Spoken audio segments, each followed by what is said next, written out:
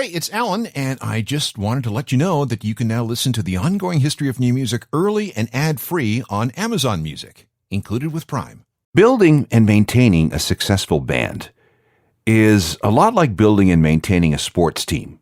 You struggle and wheel and deal and trade and sometimes steal to put together just the right lineup. And it's not just about sound and talent. It's chemistry, it's leadership, stamina, all those intangible things that go into making the whole greater than the sum of its parts. The perils are the same too. Your star quarterback goes down. That guy on the second line has tons of talent, but he's a cancer in the dressing room. The person you thought was healthy and strong turns out to have some kind of issue that's just getting worse and worse. Or somebody just might die on you. And when everything goes pear-shaped, you have two choices. Give it all up, call it a day, or you rebuild. With a sports team, there are enough players out there that you can find a replacement, a trade, some cash, a draft pick, a free agent, and you're back in business. Or maybe someone on the team steps up and unexpectedly fills that hole with talent and leadership.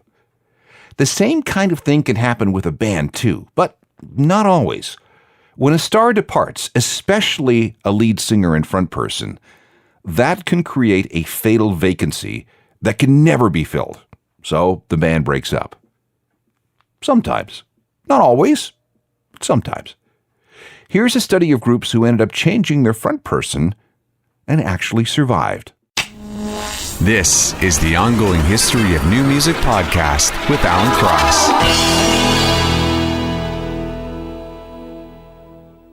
Hello again, I'm Alan Cross, and if you're any kind of manager, the kind of person in charge of a team or a staff, you've probably gone through the agony of one of your star performers leaving.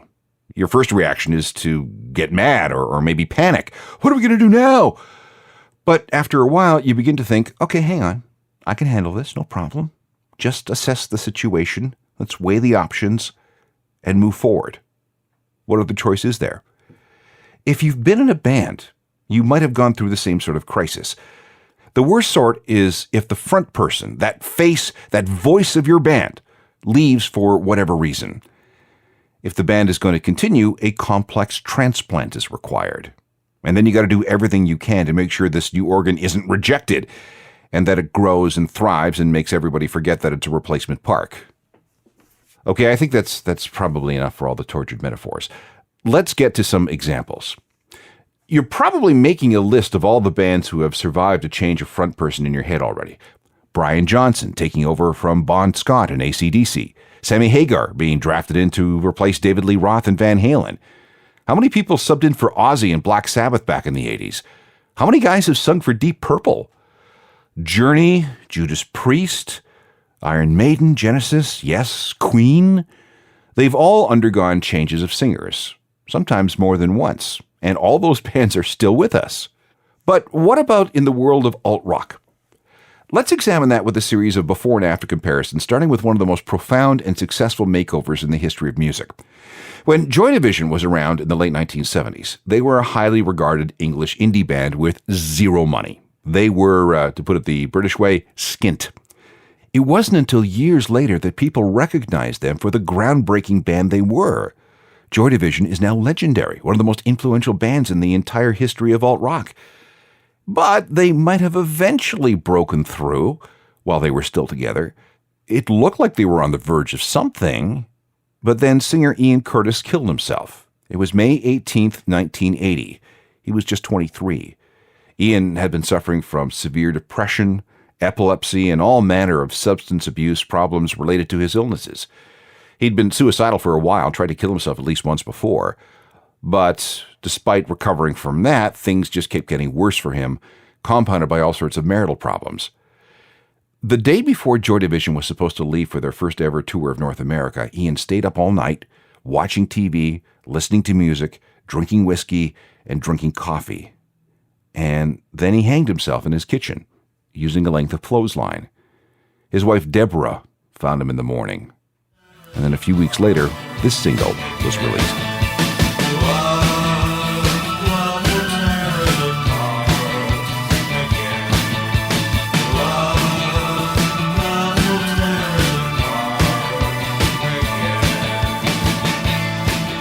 Joy Joy Division and Love Will Tear Us Apart from June 1980, released a couple of weeks after singing Ian Curtis committed suicide. The other three members of the band were, naturally, of course, devastated. And they had all made a pact. Should any member leave for any reason, the band would automatically self-destruct. So there was no question that Joy Division was done. But that did not mean that the survivors couldn't create something new together.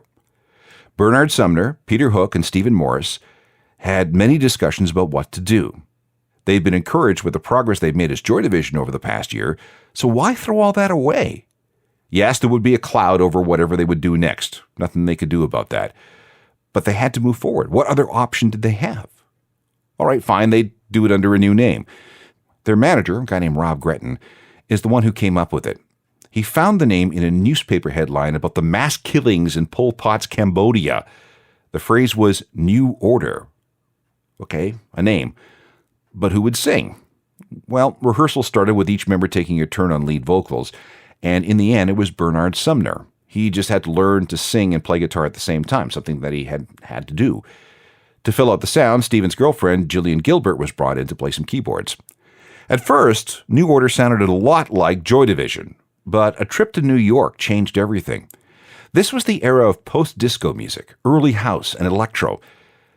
They became besotted with things like synthesizers and drum machines and sequencers, and by 1982, New Order had moved away from the guitar-based material that Joy Division had become famous for into something more electronic and dancey, all with Bernard out front. The result was that New Order became extremely influential in the history of alt-rock in a different style than what made Joy Division what they were. I'd say that they made the transition in front person work out very well. Wouldn't you?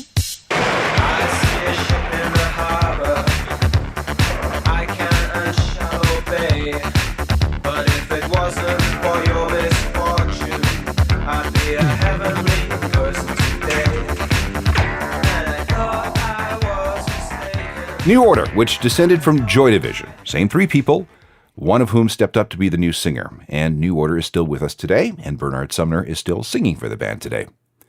Faith No More began as a band called Sharp Young Men in 1979. By 1983, they had changed their name and had brought in a singer named Chuck Mosley. He replaced a woman named Courtney Love, yes, her, who was part of the group for about 15 minutes. Mosley was the front person for the band's first two albums. The first was an indie record called We Care a Lot in 1985, and the second was on a slightly bigger label entitled Introduce Yourself in 1987. This song appeared on both.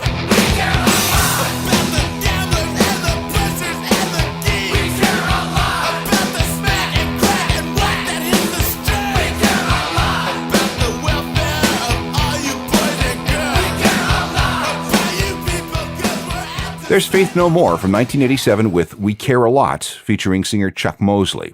And yeah, things were going all right for the band. But Mosley was getting more and more weird. He got into fights with other members of the band, sometimes on stage in the middle of a gig. Mosley had his own roadies, and they got into fights with the other roadies working for the group.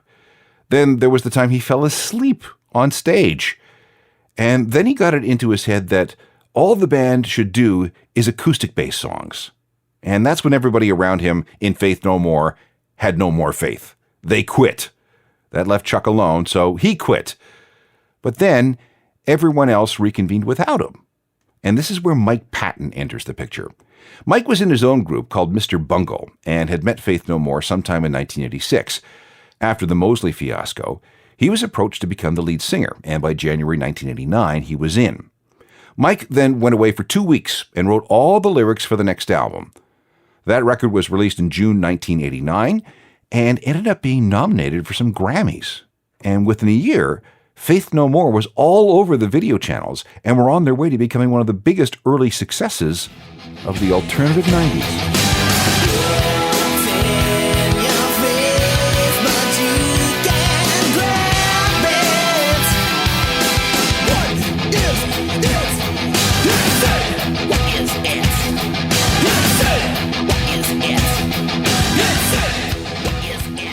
There's the version of Faith No More that everybody knows, the one featuring singer Mike Patton, a replacement for Chuck Mosley. Again, pretty good trade. In the case of both the Joy Division New Order transformation and the Switch Up and Faith No More, these groups were not exactly established names at that time. They were still pretty early in their careers. But what about a band with a platinum album pedigree? How do you replace a frontman in that situation? That's where we'll go next, with another before and after comparison involving a band whose singer drugged himself to death. This is a look at alt-rock bands that have survived a change of front person. Making that kind of switch earlier in your career is definitely traumatic, but it's doable. But what about if you've already reached multi-platinum success? Can you continue with a new guy out front or a new woman out front? Again, it has been done. It's not easy, but it can be accomplished. AC/DC, Black Sabbath, Van Halen, we talked about this earlier. And we can also put Alice in Chains in this category. The original guy, of course, was Lane Staley. He wasn't a founder of the band. That was guitarist Jerry Cantrell and drummer Sean Kinney. But he was drafted in early from another band, a glam group called Sleaze, for whom he played drums.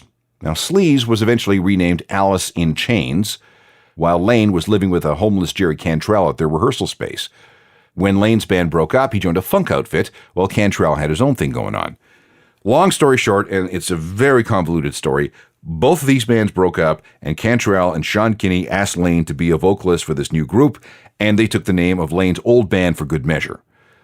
The original Alice in Chains was more Van Halen and Motley Crue than grunge, but then when everybody realized what was going on around them in Seattle, there was a change of image and a couple of sound tweaks. And that was a really good move because that's when everything tweaked. The thing that really made Alice in Chains work was Lane's voice and the way he harmonized with Jerry Cantrell. Best hard rock harmony since, David Lee Roth and Michael Anthony in the first version of Van Halen.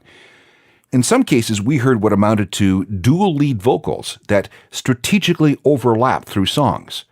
Technically, the two voices were separated by a major third, with Lane having the more powerful of the two deliveries.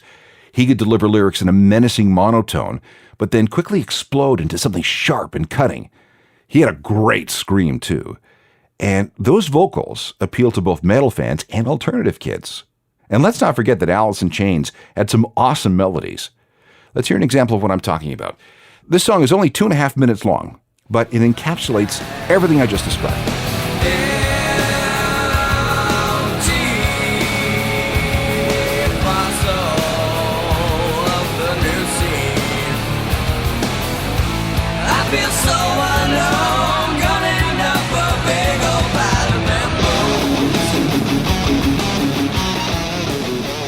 Great stuff from Alice in Chains, with Lane Staley on lead vocals and close harmonies from guitarist Jerry Cantrell.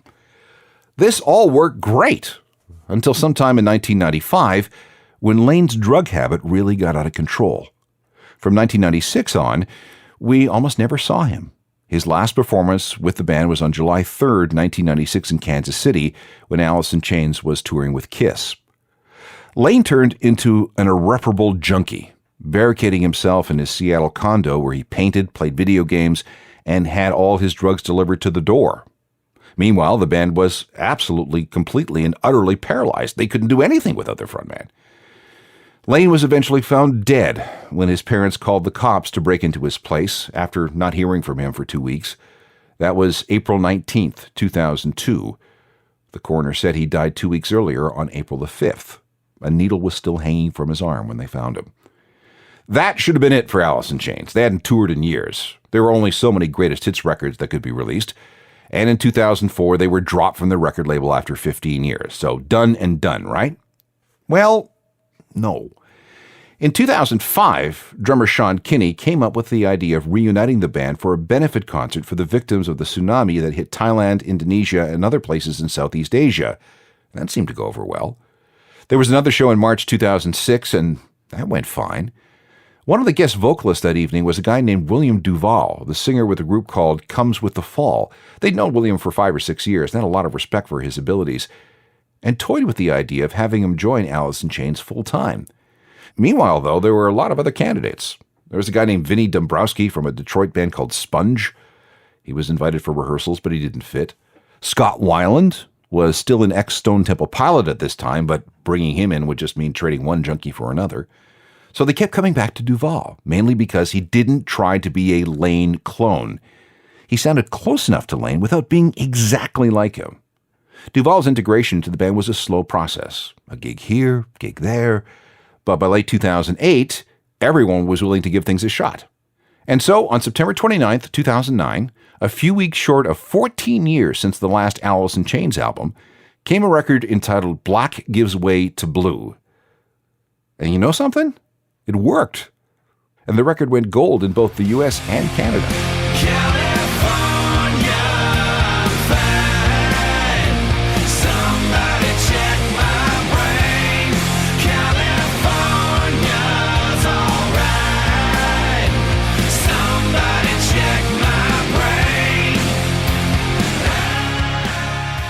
Alice in Chains with William Duvall on lead vocals, replacing the long-dead Lane Staley.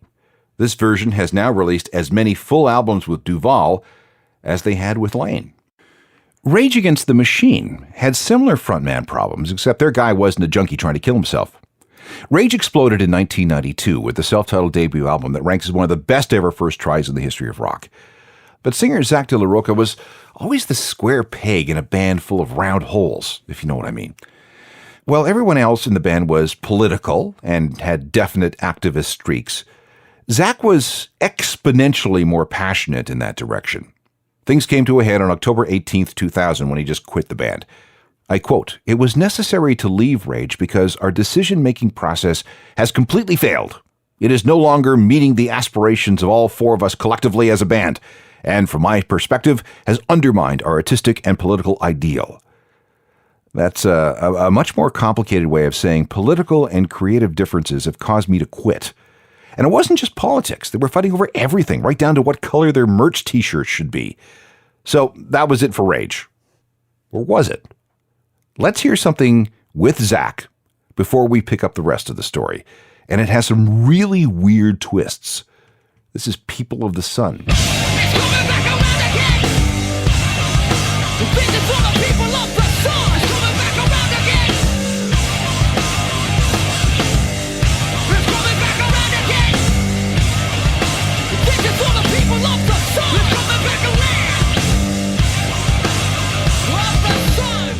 So, Zach De La Rocha leaves Rage Against the Machine in the fall of 2000. He has this idea of going solo. Okay, fine.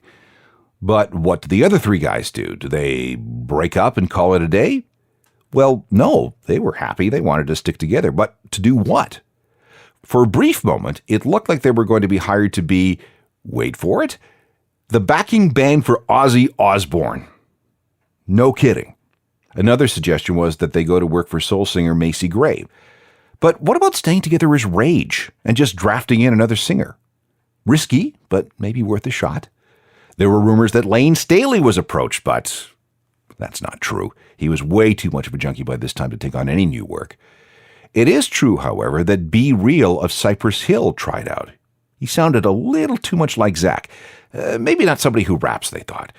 Interesting that Be Real is now in Prophets of Rage with the other Rage guys and Chuck D of Public Enemy. At some point in 2001, producer Rick Rubin said, Soundgarden isn't getting back together.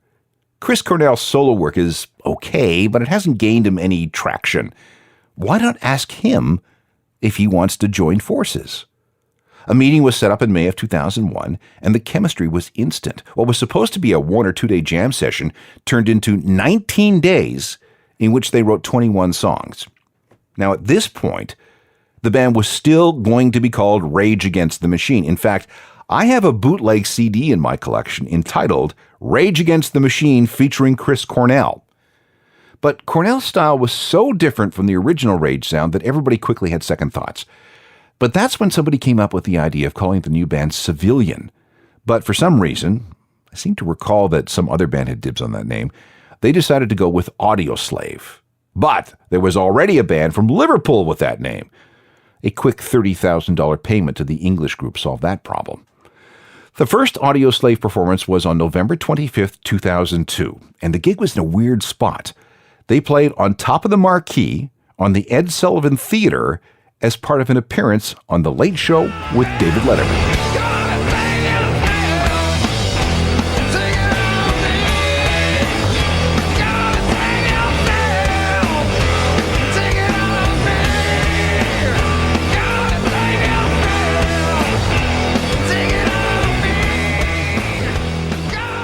Audioslave, which, let's be honest, is really Rage Against the Machine with a big Chris Cornell makeover. They lasted 3 albums over 6 years before they broke up. And then there was a Rage reunion with Zach, something that has persisted off and on since 2007. And then there's Prophets of Rage, of course, which could be looked at as yet another iteration of Rage Against the Machine with Chuck D and Be Real in place of Zach. This program is all about alt-rock bands who had to make a change at the frontman position and survived. We cannot leave this topic without talking about the Stone Temple Pilots. This is a group that knows what it's like to deal with singer problems. They first came together in San Diego under the name Mighty Joe Young. They were the DeLeo brothers, Dean and Robert, drummer Eric Krentz, and singer Scott Weiland. Despite Weiland's drug problems, and his alcohol issues, and his various criminal convictions, and assorted time in jail and rehab, this lineup stuck together until 1998. Then there was a hiatus, a break designed to get Weiland clean. At that point, the other 3/4 of STP formed a new project called Talk Show with a singer named David Coots, which did not work out very well, and STP was soon back together in its original form. 4 more tumultuous years followed, and then the band broke up in 2002. And that's as deep as I'm going to get with this part of the story, because once you start, it goes on forever. I recommend downloading the Ongoing History of New Music shows on Scott Weiland to get all the details to fill in the gaps. Let's just say this. Weiland went on to join Velvet Revolver as their singer between 2004 and 2008. In that time, Velvet Revolver released 2 albums before Weiland either quit or was fired. We're not really sure. In any event, that was definitely the end of Velvet Revolver because despite trying, they couldn't find a replacement for Weiland. This led to another STP reunion that made it all the way to 2013. Weiland was still out of control, so he was fired on February 27th of 2013. And of course, from there, Weiland spiraled into oblivion before his drug abuse caught up with him and he died in the back of a tour bus on December 3rd, 2015. So let's just stop here and acknowledge the brilliance of STP with Scott Weiland up front.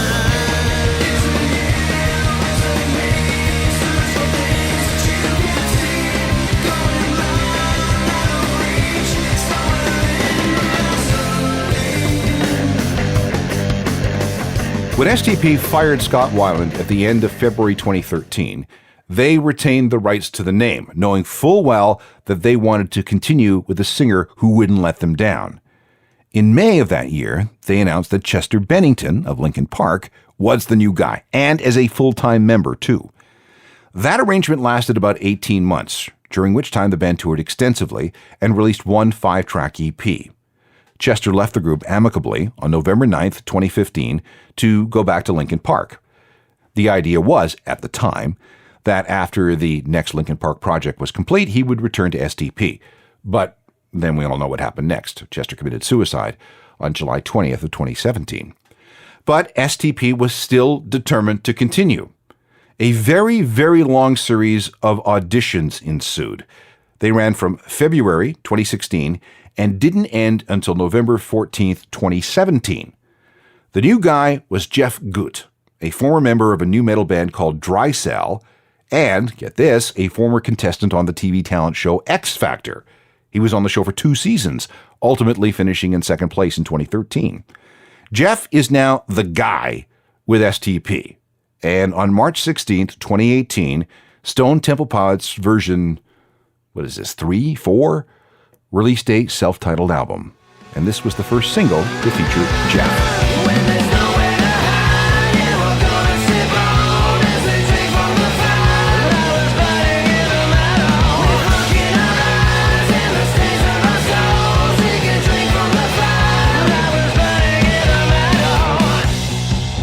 Stone Temple Pilots with, depending on how you want to count things, their 4th lead singer.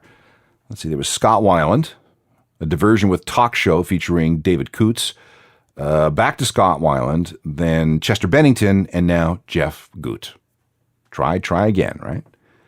The toughest person to replace in any lineup is the singer. Losing that guy or that woman can be a death blow. But as we've seen, it is possible to overcome that challenge. It's not something you'd want to wish on any group, but hey, it's rock and roll. Anything can happen. If you want more of this sort of thing, artist profiles, stories from the world of music, explorations of music tech, Make sure you subscribe to the Ongoing History podcast. They're all free. There are dozens and dozens and dozens of them, and new stuff is being posted every week. Please rate and review when you get a chance, okay? That really, really helps us. I can also be found on my website, which is ajournalofmusicalthings.com. It's updated every day and comes with a free newsletter. You should subscribe to that too, because you will be totally in the know with what's happening in music every day. You can also find me on Facebook, Twitter, and Instagram. And I'm really good with email, alan@alancross.ca. In other words, there are many ways that we can connect, and we should. Technical productions by Rob Johnston.